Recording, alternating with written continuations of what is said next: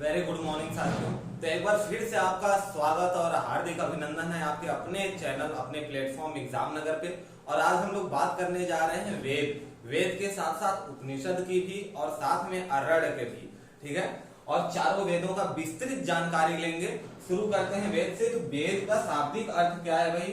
कि यह ज्ञान का प्रतीक है। छोटे छोटे क्वेश्चन हमने ये जो पीडीएफ बनाया हुआ है बिल्कुल कहानी की तरह, और छोटे छोटे क्वेश्चन जो बन सकते हैं उस पे भी गौर करते चलेंगे। लास्ट टाइम इसके बाद महाभारत और दूसरी महाकाव्य पढ़ने के बाद हम लोग इसके एमसीक्यू सॉल्व करेंगे जो एग्जाम में पूछे जा चुके हैं। खैर, अभी अपना टॉपिक है वेद और चारों वेदों का अध्ययन करेंगे। तो ज्ञान के प्रतीक को क्या कहते हैं? वेद कहते हैं। वेद वास्तव में पृथ्वी और उसके अपने समस्त जीवन का संचालन करने हेतु मनुष्यों को ज्ञान उपलब्ध कराने के विषय में है। वेद किसके विषय में है भाई? मनुष्यों को ज्ञान उपलब्ध कराने के विषय में है। ठीक है, और अगली पॉइंट क्या है कि इसे काव्यात्मक शैली में लिखा गया है। अब यहां से क्वेश्चन बनता है कि वेद कौन सी शैली में लिखा गया है? काव्यात्मक, गद्यात्मक या पद्यात्मक? तो आप कहेंगे काव्यात्मक। ठीक, कविता वाली शैली में। इसकी भाषा में देखिए क्या है कि प्रतीक और मिथकों से भरी हुई है। जो वेद की भाषा है वो प्रतीकों और मिथकों से भरी हुई है। मिथकों का मतलब ये हुआ कि एक शब्द का एक से ज्यादा अर्थ निकलना। ठीक है, जैसे कई जगह लिखा है कि अज का बलि देना चाहिए। किसका बलि देना चाहिए? अज।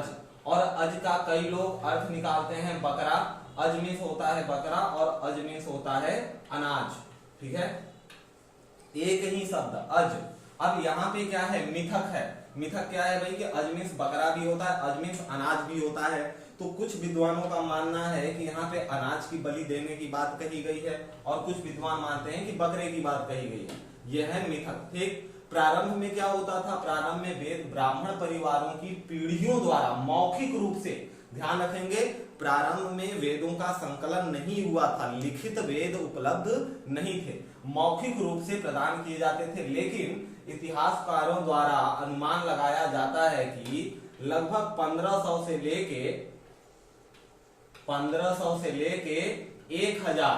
1000 बीसी ईसा पूर्व, 1500 से 1000 ईसा पूर्व के आसपास इनका संकलन किया गया। ठीक है, इनका वेदों का। तो यहां से एक और पॉइंट बनता है आपका कि वेदों का संकलन कब किया गया? तो 1500 से लेके 1000 ईसा पूर्व में वेदों का संकलन किया गया और इसे हिंदू धर्म में पवित्र माना जाता है। बिल्कुल, ये आप जानते ही हैं।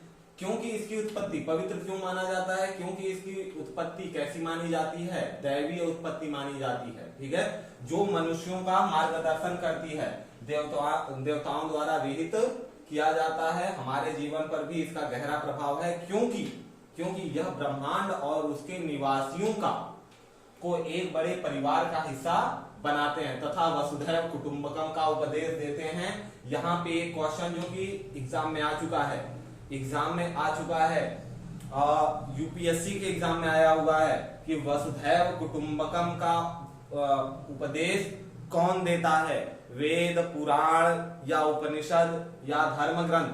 ठीक है, तो यहाँ पे क्या है आंसर इसका? वेद किसका देते हैं भाई? वसुधैव कुटुंबकम का उपदेश देते हैं। ध्यान रखेंगे। और साथ ही ये भी ध्यान रखेंगे कि ब्रह्मांड और उसमें दूसरे भी पिंडों और उनके निवासियों को एक परिवार बताया गया है, बड़े परिवार का हिस्सा बताया गया है। कहाँ? वेदों में।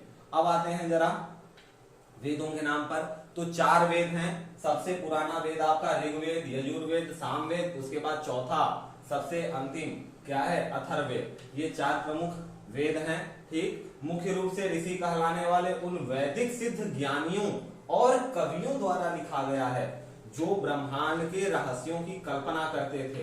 ठीक, ये किनके द्वारा लिखा गया? उन योगियों और ऋषियों द्वारा जो ब्रह्मांड के रहस्यों की क्या करते थे? कल्पना करते थे। उन्हें संस्कृत कविता के रूप में लिख देते थे। जो भी वो कल्पना करते थे उसे संस्कृत कविता के रूप में लिख देते थे। सभी वेदों में यज्ञ में बलि को प्रमुखता दी गई है। देखिए, जैसे अभी हमने थोड़ी देर पहले बात किया अज की बलि, तो हर एक वेद में बलि की प्रमुखता दी गई है, लेकिन बलि का आधार अलग अलग है। कहीं पे अज की बलि है, कहीं पे ईर्षा की बलि है, ठीक है। बलि का प्रकार अलग है लेकिन बलि हर जगह देना है। आगे देखते हैं, ब्राह्मण, उपनिषद और आरण्यक प्रत्येक वेद के साथ जुड़े हुए हैं। हर वेद का एक ब्राह्मण और एक उपनिषद है, सॉरी ब्राह्मण और आरण्यक है, ठीक है। ब्राह्मण, उपनिषद और आरण्यक जुड़े हुए हैं किसके साथ? वेद के साथ। अब आते हैं ऋग्वेद पे, बात करते हैं ऋग्वेद की। तो चारों वेदों में सबसे पुराना कौन है? ऋग्वेद है। सबसे पुराना कौन है? ऋग्वेद। इसका समय क्या है भाई? तो 128 अलग अलग संस्कृत सूक्त है। इसमें क्या है?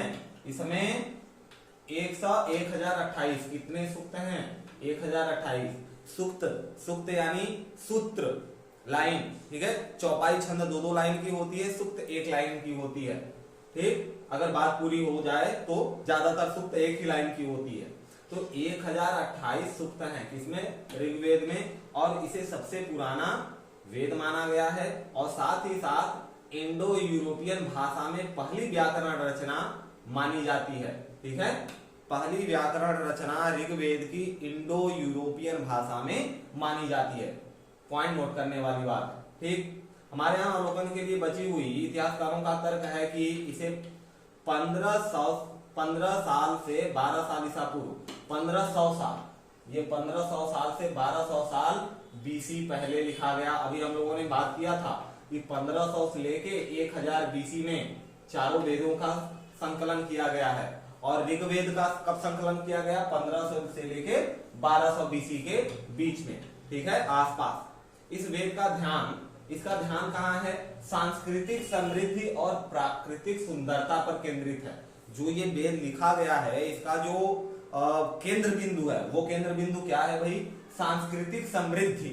सांस्कृतिक जीवन में मनुष्य को समृद्धि हासिल करने के लिए क्या क्या कैरिकुलम करना चाहिए उसके बारे में, और साथ ही प्राकृतिक सुंदरता के बारे में विवरण दिया गया है, ठीक। आगे लिखा गया है कि यह ग्रंथ अलग अलग काल और लंबाई की 10 पुस्तकों में संगठित है। अगर आप सोचते हैं ऋग्वेद एक ही है, तो नहीं, यह कितने पुस्तकों में संगठित है भाई? 10 पुस्तकों में संगठित है, जिन्हें मंडलों के रूप में जाना जाता है। एक मंडल एक पुस्तक, एक मंडल एक पुस्तक, 10 मंडल 10 पुस्तक। ऋग्वेद में 10 मंडल हैं। इसके अतिरिक्त प्रत्येक मंडल में कई सुख त्याग लोक सम्मिलित हैं। मान्यता है कि यज्ञ के प्रयोजन के लिए इनका बनाया गया, जैसे सोम तीसरा मंडल, 10वां मंडल सोम का, तीसरा मंडल गायत्री मंडल, गायत्री मंत्र तीसरे मंडल से लिया गया है ऋग्वेद के ही, ठीक है। अधिकांश लोग जीवन मृत्यु, सृष्टि, बलिदान और देवी आनंद या सोम की आकांक्षा पर केंद्रित है, ठीक है। कई लोग मानते हैं कि सोम की आकांक्षा पर केंद्रित है कौन? ऋग्वेद। समस्त ऋग्वेद श्लोक कई देवताओं। अब यहाँ से देखिए एक पॉइंट और बनता है कि मुख्य देवता इंद्र को समर्पित है। ऋग्वेद में जो सूक्तियां हैं, जो श्लोक है या ऋग्वेद के मंत्र, सबसे ज्यादा किस देवता को जोर दिया जा रहा है पॉइंट पे? क्योंकि पॉइंट नोट करने लायक है। आया हुआ क्वेश्चन, मुख्य देवता कौन है? इंद्र है, ठीक। और यहाँ से ये भी क्वेश्चन बनता है, प्राचीन काल के मुख्य देवता या वेदों में सबसे ज्यादा बार किसकी नाम ली गई है, किसकी पूजा की बात की गई है? इंद्र देवता की। ऋग्वेद में वर्णित प्रमुख देवता इंद्र है, ठीक है। आग के देवता वरुण को बताया गया है। आग के देवता किसको बताया गया है भाई? अरुण को। और जल के देवता किसको? सॉरी, इंद्र देवता, आग के देवता, वरुण देवता, जल के देवता, और रुद्र के कौन से हैं भाई? पवन। रुद्र कौन से देवता हैं? पवन, ठीक है। और आदित्य कौन से देवता? सूर्य के एक रूप को आदित्य बताया गया है। और वायु देवता को वायु देवता ही बताया गया। ध्यान रखेंगे, यहाँ वायु और पवन पर्यायवाची हैं एक दूसरे के, लेकिन वायु देवता हैं। और पवन बताया गया है तूफान। तूफान के देवता किसको बताया गया है? रुद्र देव को। जल के देवता वरुण को बताया गया है। आग के देवता अग्निदेव को नहीं बल्कि इंद्र को बताया गया है। किसमें? ऋग्वेद में। पॉइंट नोट करेंगे, आग का देवता किसको? इंद्र को बताया गया है, ठीक है भाई। आगे चलते हैं। अश्विन, और कौन से देवता का वर्णन है? अश्विन का। साथ में नारी देवियों जैसे उषा को क्या कहते हैं? भोर की देवी।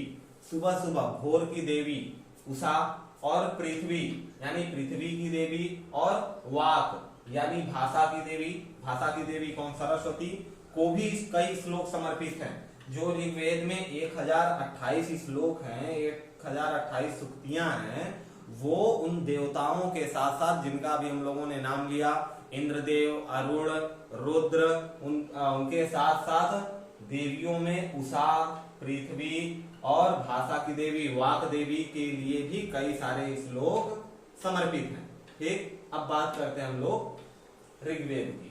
तो दूसरा कौन सा वेद है भाई, ऋग्वेद है। ये सॉरी यजुर्वेद, पहला तो आपका ऋग्वेद था, पहला माफ करेंगे शब्दों के लिए, पहला ऋग्वेद था, अब है यजुर्वेद। ठीक है, यजुर्वेद, यजुस शब्द यज्ञ का प्रतीक है। यजुस शब्द किसका प्रतीक है, यज्ञ का। अब यहीं से एक पॉइंट याद कर लेंगे कि यजुस में या यजुर्वेद में यज्ञ से संबंधित सारे क्रियाकलाप होंगे। किससे संबंधित, यज्ञ से संबंधित।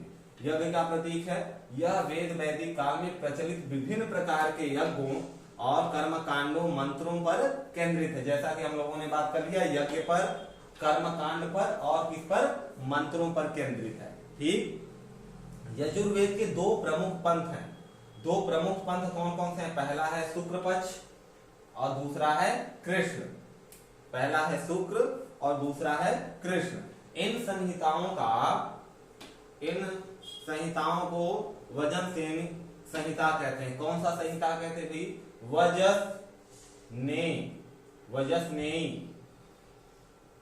वजसनेयित संहिता कहते हैं। और तैत्तिरीय संहिता भी कहा जाता है। तैत्तिरीय संहिता ध्यान रखेंगे, उपनिषद कौन से वेद का, यजुर्वेद का संहिता है कौन सा, तैत्तिरीय संहिता। तैत्तिरीय संहिता यजुर्वेद का संहिता है।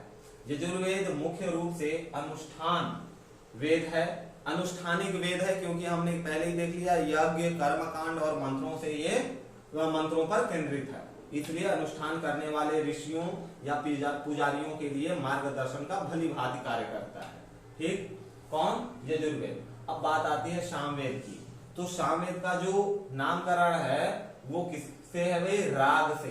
साम का मतलब क्या हुआ, राग। राग का मतलब क्या है भाई, यहाँ श्रृंगार रस की बात हो रही है, प्रेम की। ठीक है, तो राग। अब आगे देखते हैं इसमें क्या है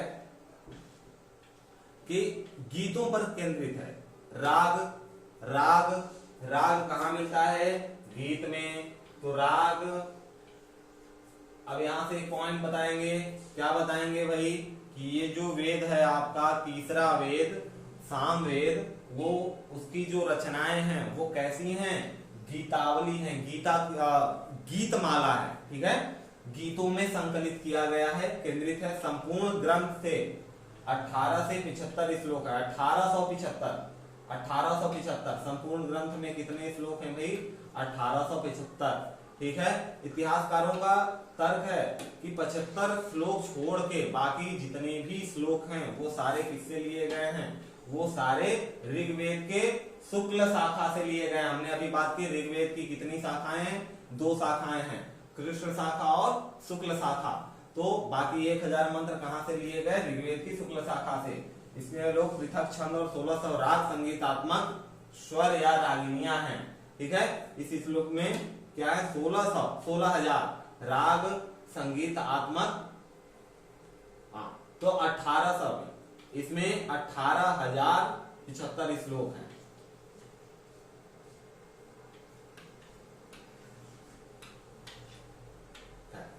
गायन पुस्तक भी कहा जाता है। क्या कहा जाता है, गायन पुस्तक, क्योंकि हम लोगों ने पहले ही देखा इसमें जो भी सूक्तियां हैं, जो भी श्लोक हैं वो किस फॉर्म में भाई कैसे हैं, गीतमाला में। ठीक है, इससे हमें पता चलता है कि वैदिक काल में जो भारतीय सभ्यता थी, संगीत का विकास कैसे हुआ था, संगीत का विकास। आते हैं अब अपने चौथे और अंतिम वेद पे, अथर्ववेद पर, जिसको कहा जाता है कि अथर्वा नामक ऋषि ने, अथर्वा और अंगिरा नामक 2 ऋषियों ने इसको संकलित करने का श्रेय जाता है। और इस वेद का ब्रह्म वेद के रूप में भी जाना जाता है। ब्रह्मा नहीं लिखा जाता है, आ की मात्रा ब्रह्म, अथर्ववेद का एक और नाम है, कौन सा नाम? ब्रह्मवेद। ध्यान रखेंगे, ब्रह्मवेद के नाम से अथर्ववेद जाना जाता है। और इसको अथर्वा ऋषि ने और अंगिरा ऋषि ने, इन दोनों ने संकलित किया था। ठीक है, पुराने, अच्छा, अथर्वा ऋषि की वजह से पुराने समय में इसे अथर्वगिरीश भी कहा जाता था। ठीक, अथर्वगिरीश। और इस ग्रंथ में क्या कहा गया? मानव समाज की शांति और समृद्धि से संबंधित है ये ग्रंथ। ये जो आपका अथर्व वेद है वो शांति और समृद्धि से संबंधित है। मनुष्य के दैनिक जीवन के सभी पहलुओं को आच्छादित करता है। जैसे सीधे तौर पे बात करें कि टोना टोटका, विद्या और धन चाहिए, या ये टीवी पे जो ऐड आता रहता है, पुराने अदालत से कोई कार्रवाई हो रही है या इनसे छुटकारा, ठीक है, सामान खो गया है मिल जाए, टोने टोटके जितने भी जादू मंत्र वाले काम काज हैं वो सारे के सारे अथर्ववेद में मिलते हैं। ठीक, वैदिक जीवन के सभी पहलुओं को आच्छादित करता है। देख लिया। उपचार के साथ ही साथ इसमें देखिए विशेष रूप से कई रोगों का उपचार बताया गया है इसमें। और इस ग्रंथ में लगभग 99 रोगों का, 99 रोगों का उपचार बताया गया है। ठीक, साथ ही ये भी देखेंगे कि पिप्पलाद और शौनकीय नामक इस ग्रंथ की 2 प्रमुख शाखाएं भी हैं। ऋग्वेद की 2 प्रमुख शाखाएं थी, शुक्ल और कृष्ण, और अथर्ववेद की, जिसको अथर्वा ऋषि और अंगिरा ऋषि ने लिखा था, जो कि मानव की दिनचर्या से रिलेटेड जिसमें बातें लिखी गई हैं। इसका जो 2 शाखा है, 2 प्रमुख शाखा, कौन कौन सी? पिप्पलाद और शौनकीय, 2 प्रमुख शाखाएं हैं। अधिकांश शब्द दंत चिकित्सा और काले और सफेद जादू, देखिए हम लोगों ने अभी बात किया काला जादू, और यहाँ पे बात क्या है? सफेद जादू। काला भी जादू और सफेद जादू, यानी दक्षिणावर्त मार्ग और वामपंथ मार्ग, दोनों के बारे में यहाँ पे हैं। और साथ ही दंत चिकित्सा के बारे में भी इस वेद में अच्छे से बताया गया है। ठीक है, साथ ही गृहस्थ जीवन की दैनिक समस्याओं के मुद्दे पर भी यहाँ पे परामर्श दिया गया है। अब बात कर लेते हैं थोड़ा सा ब्राह्मण की। ब्राह्मण क्या है? यहाँ ब्राह्मण एक जाति विशेष नहीं है, किसी हम कास्ट विशेष की बात नहीं कर रहे हैं, ब्राह्मण पुस्तक की बात कर रहे हैं। जैसे उपनिषद वेद है वैसे ही ब्राह्मण हिंदू श्रुति साहित्य का भाग है। ब्राह्मण क्या है? हिंदू श्रुति साहित्य का भाग है, ये किसी जाति विशेष की बात नहीं है। प्रत्येक वेद के साथ एक ब्राह्मण संलग्न है, जो कि अनिवार्य रूपेण विशेष रूप वेद के टिप्पणियों वाले ग्रंथों का संग्रह है। ठीक, तो हर एक वेद के साथ क्या है? एक ब्राह्मण है। जैसे अभी हम देखेंगे किस वेद के साथ कौन सा ब्राह्मण है। अब यहाँ पे बात है ब्राह्मण से कि ब्राह्मण सामान्यतया किंवदंतियों तथा तथ्यों, दर्शन और वैदिक अनुष्ठानों की विस्तृत व्याख्या का मिश्रण है। ब्राह्मण क्या है भाई? कि वेदों को और समझने के लिए अच्छे से, वेदों में क्या है? सूक्ति दी हुई है, सूत्र दिया हुआ है, उन सूत्रों को और भी डिटेल में अच्छे से समझने के लिए ब्राह्मण की रचना की गई।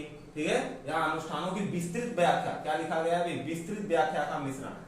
इसके उचित प्रकार के कर्म कांडों और कांडों का संचालन करने और यज्ञ का विज्ञान उच्चारित करने के विषय में निर्देशों का भी समावेश है। इसके अतिरिक्त इसमें अनुष्ठानों के उपयोग के लिए किए जाने वाले पवित्र शब्दों का प्रतीकात्मक महत्व भी समझाया गया है।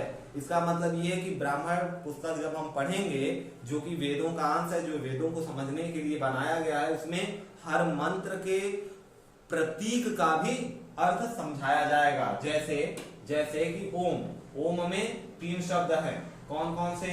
अ, उ, म, और ये तीनों शब्द राजसी, तामसी और सात्विक, इन्हीं तीनों विचारों को, तीनों तत्वों को मिला के ही मनुष्य की रचना। और वैसे ही अगर इसको साइंस में देखें तो इलेक्ट्रॉन, प्रोटॉन, न्यूट्रॉन, ये तीनों ही मिला के किसकी रचना?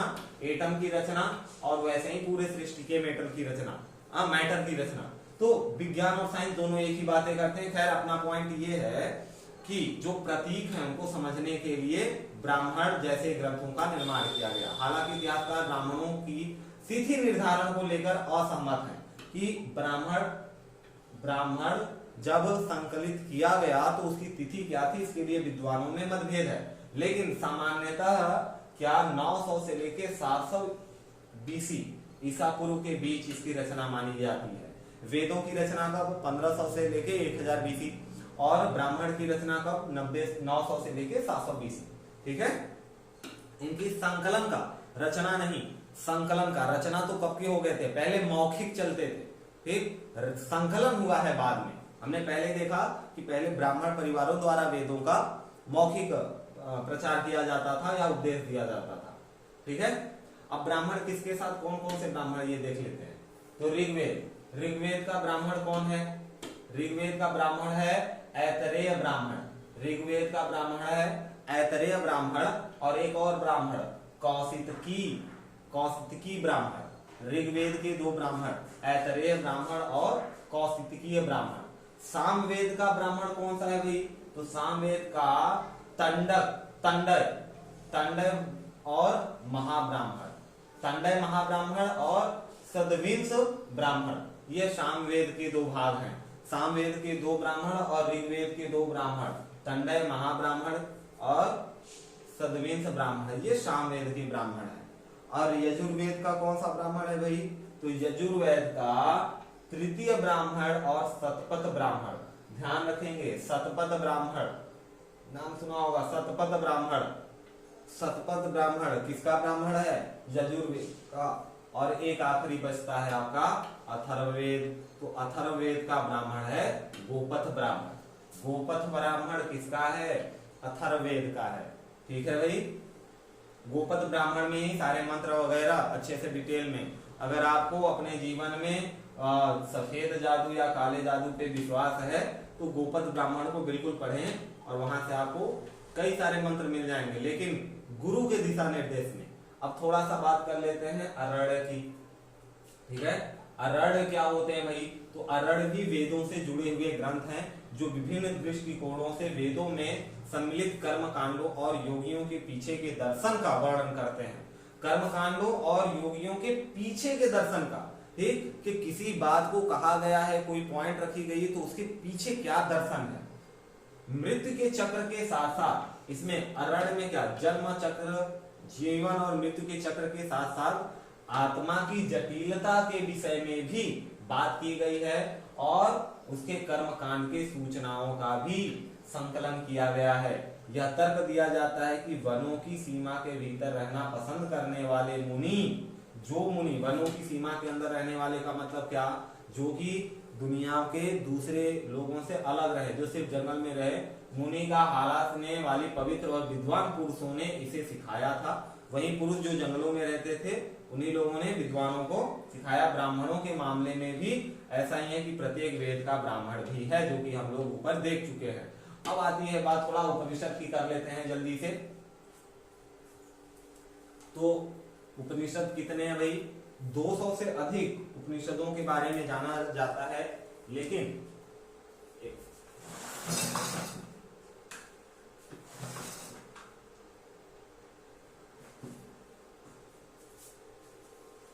मजेदार बात यह है कि उपनिषद शब्द का अर्थ शिक्षक के समीप बैठना है। उपनिषद शब्द का अर्थ क्या है, शिक्षक के समीप बैठना, जो ज्ञान देने वाला गुरु है उसके नजदीक बैठना।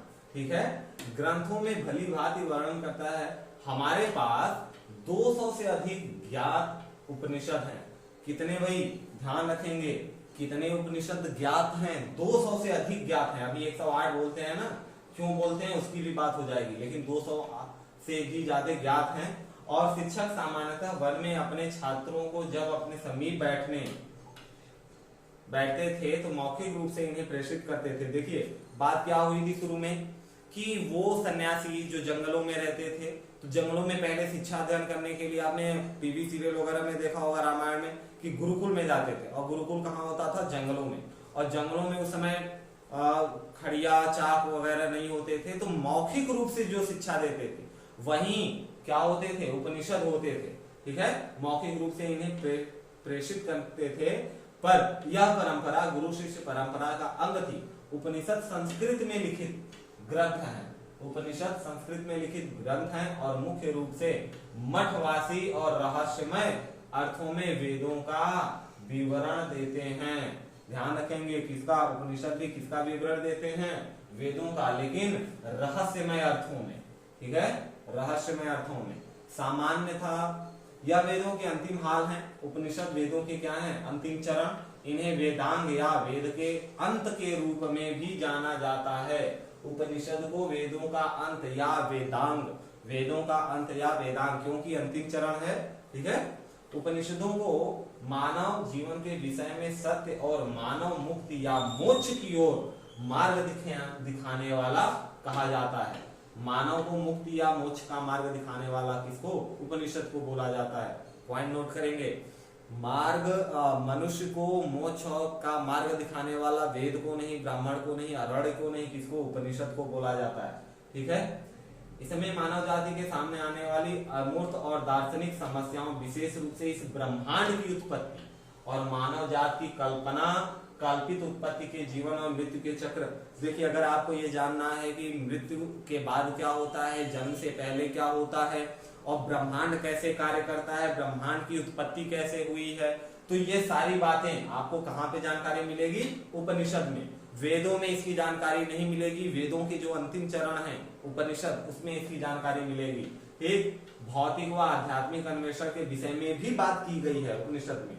उपयुक्त 200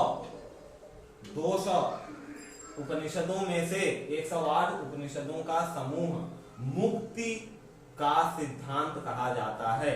108, हम लोगों ने कहा ना 108 उपनिषद हैं, नहीं, उपनिषद 200 से ज्यादा हैं। उपनिषद 200 से ज्यादा हैं, लेकिन 108 उपनिषदों के समूह को मुक्ति का सिद्धांत कहा जाता है। इसे महत्वपूर्ण सिद्धांत माना जाता है क्योंकि यह 108 संख्या हिंदू माला में मोतियों की संख्या के बराबर होते हैं। उपनिषदों में प्रतिपादित शिक्षाएं हिंदू धर्म के संस्थापक, तो इसे क्लियर हुआ कि 108 क्यों लेते हैं? 108 इसलिए लेते हैं कि हिंदू धर्म में जो मालाएं हैं उनके मोतियों की संख्या 108 है। ठीक है, उपनिषदों की शिक्षाएं हिंदू धर्म के संस्थापक कर्म कांडों का अंग रही हैं। ठीक है, किसका अंग रही है? कर्मकांडों, हिंदू धर्म के संस्थापक के कर्मकांडों का अंग रही है। कौन? उपनिषद। साथ ही उपनिषदों और आरण्यकों के बीच सूचना का भेद है। आरण्यक और उपनिषद में क्या भेद है? तो उपनिषद ज्ञान खंड है और आरण्यक कर्मकांड खंड है। ठीक है, ज्ञान कांड का खंड कौन सा है? उपनिषद। और आरण्यक में कौन सा भाई? कर्मखंड। जैसे ज्ञान खंड क्या हुआ, ज्ञान कांड क्या हुआ कि पृथ्वी कैसे बनी, ब्रह्मांड कैसे बना, मनुष्य कैसे बना, कैसे संरचनाएं चल रही हैं, कैसे जीवन जीना चाहिए, ज्ञान कांड में, जैसा कि हम लोगों ने देखा उपनिषद में।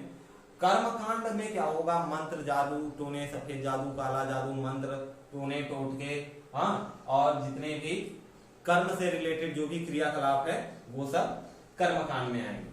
ठीक है, तो ये हम लोग का वेदों पर छोटा सा टॉपिक था, थोड़ी सी बात थी, और यहाँ तक बने हुए हैं तो 1 लाइक बनता है। और इसके बाद हम लोग बात करेंगे महाभारत, रामायण और दूसरे भी पुराण वगैरह की, और इसको अगले लेक्चर में लेके आएंगे। तब तक के लिए जय हिंद।